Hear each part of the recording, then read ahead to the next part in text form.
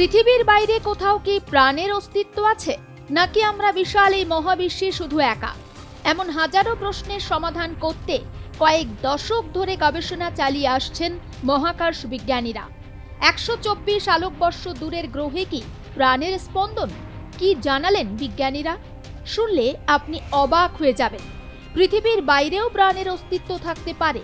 এবার সেই সম্ভাবনার সবচেয়ে শক্তিশালী ইঙ্গিত পেয়েছেন জ্যোতির্বিজ্ঞানীরা। কি জানালেন বিজ্ঞানীরা?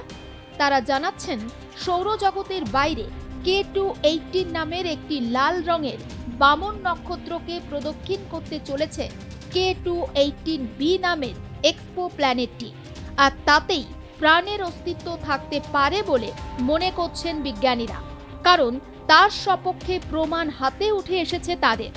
জ্যোতির্বিজ্ঞানীরা বিশ্বাস করেন যে তারা পৃথিবীর বাইরে K2-18b গ্রহে জীবনের সবচেয়ে জোরালো প্রমাণ খুঁজে পেয়েছেন।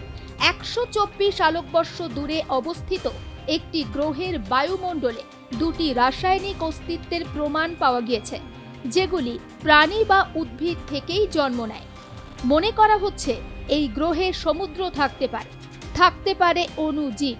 আর এই সন্ধানে সবচেয়ে বড় ভূমিকা রাখছে নাসার আধুনিকতম পর্যবেক্ষণ যন্ত্র জেমস ওয়েব স্পেস টেলিস্কোপ, যা মহাবিশ্বের অতল অন্ধকারে তাকিয়ে প্রাণের সম্ভাব্য ইঙ্গিত খুঁজে বেড়াচ্ছে প্রতিটি মুহূর্তে। ১৯৯০ সাল থেকে আমাদের সৌরজগতের বাইরে প্রায় ৫,৮০০ গ্রহ আবিষ্কৃত হয়েছে। তাদের এক্সপো প্ল্যানেট বলা হয়। এক্সপো প্ল্যানেট হল সৌরজগতের বাইরে থাকা কোনো গ্রহ, যা পৃথিবীর মতো কোনো গ্রহকে প্রদক্ষিণ করছে। এমনই একটি ভিন গ্রহে অণুজীবের বসবাসযোগ্য সমুদ্র রয়েছে এবং সেখানে হাইড্রোজেন সমৃদ্ধ বায়ুমণ্ডল রয়েছে বলে জানিয়েছেন বিজ্ঞানীরা। একে হাইসিন বলেন বিজ্ঞানীরা। পৃথিবীর চেয়ে ৮.৬ গুণ বড় এই K2-18b গ্রহ লিও নক্ষত্রপুঞ্জে অবস্থিত। এর ব্যাস আমাদের গ্রহের ব্যাসের প্রায় ২.৬ গুণ।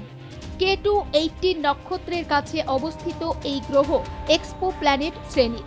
আয়তনে এই এক্সপো প্ল্যানেটগুলি পৃথিবীর সমান বা বড় এবং নেপচুনের থেকে ছোট হতে পারে বলে জানিয়েছেন বিজ্ঞানীরা। ওয়েব টেলিস্কোপ ইনফ্রারেড তরঙ্গ শনাক্ত করতে পারদর্শী। এর ফলে বিজ্ঞানীরা এখন সৌরজগতের বাইরের পাথুরে, ছোট এবং সম্ভাব্য বসবাসযোগ্য গ্রহগুলোর বায়ুমণ্ডল বিশ্লেষণ করতে পারছেন অনেক স্পষ্টতায়। এটি শুধু গ্রহের উপস্থিতি নয়, বরং এগুলোর বায়ুমণ্ডল, রাসায়নিক গঠন এবং সম্ভাব্য বায়োসিগনেচার অর্থাৎ জীবের উপস্থিতিতে সৃষ্ট গ্যাস অনুসন্ধানে সহায়ক হচ্ছে। ওই গ্রহে মিথেন ও কার্বন ডাই অক্সাইডের মতো কার্বন সহ কণার সন্ধান পাওয়া গিয়েছে। ফলে সেই গ্রহে প্রাণের অস্তিত্ব থাকতে পারে বলে ধারণা বিজ্ঞানীদের। তবে এই অনুসন্ধান কিন্তু অতটা সহজ নয়। এক একটি গ্রহের বায়ুমণ্ডল বিশ্লেষণেই সময় লাগে শত শত ঘন্টা। এমনকি নক্ষত্র এবং গ্রহের সময়গত পরিবর্তন বিশ্লেষণকে জটিল করে তোলে। ওয়েব যে সমস্ত গ্রহ পর্যবেক্ষণ করছে সেগুলো সাধারণত আমাদের সূর্যের মতো নয়, বরং অপেক্ষাকৃত ঠান্ডা ভিন্নধর্মী নক্ষত্রকে কেন্দ্র করে আবর্তিত।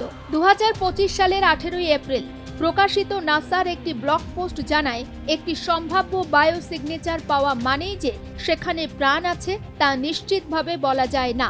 গবেষকরা বলছেন, জেমস ওয়েব স্পেস টেলিস্কোপে যে ছবি ধরা পড়েছে তাতে তাদের মনে হয়েছে K2-18b গ্রহটি অণুজীবে ভরে থাকতে পারে।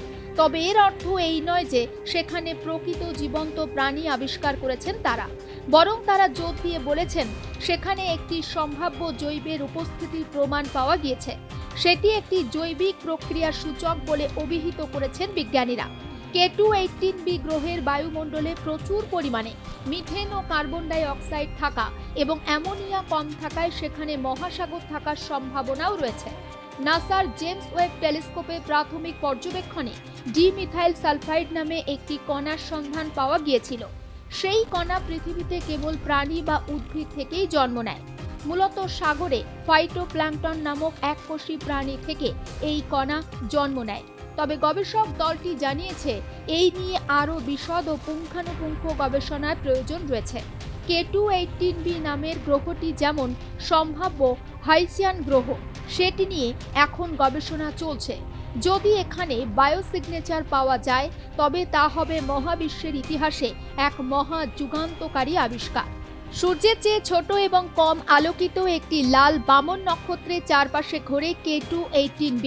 গ্রহটি এমন একটি দূরত্বে তার নক্ষত্রটিকে প্রদক্ষিণ করে যেখানে গ্রহের পৃষ্ঠে তরল জল থাকার অনুকূল পরিবেশ তৈরি হতে পারে। এই সমুদ্রই হলো জীবনের মূল উপাদান। এই গ্রহটি আমাদের থেকে 124 আলোকবর্ষ দূরে অবস্থিত। এখনো পর্যন্ত জেমস ওয়েব স্পেস টেলিস্কোপ থেকে প্রাপ্ত পুরনো ও নতুন সব তথ্য বিশ্লেষণ করে একমাত্র যে ব্যাখ্যাটি যুক্তিযুক্ত মনে করেছেন জ্যোতির্বিজ্ঞানীরা তা হলো K2-18b একটি হাইসিয়ান জগৎ। সেটি সরল অণুজীবে পরিপূর্ণ হতে পারে। সব মিলিয়ে ওয়েব টেলিস্কোপ প্রাণের অনুসন্ধানকে শুধু নতুন গতি নয়, এক নতুন মাত্রা দিয়েছে। যদিও চূড়ান্ত প্রমাণ পেতে সময় লাগবে, তবে প্রতিটি পর্যবেক্ষণ, প্রতিটি বিশ্লেষণ আমাদের একটু একটু করে নিয়ে যাচ্ছে সেই চিরকালীন প্রশ্নের উত্তর খোঁজার দিকে। আমরা কি এই বিশাল মহাবিশ্বে একা, নাকি পড়শি হিসাবে কেউ আছে আমাদের সাথে? ব্যুরো রিপোর্ট, আর প্লাস নিউজ।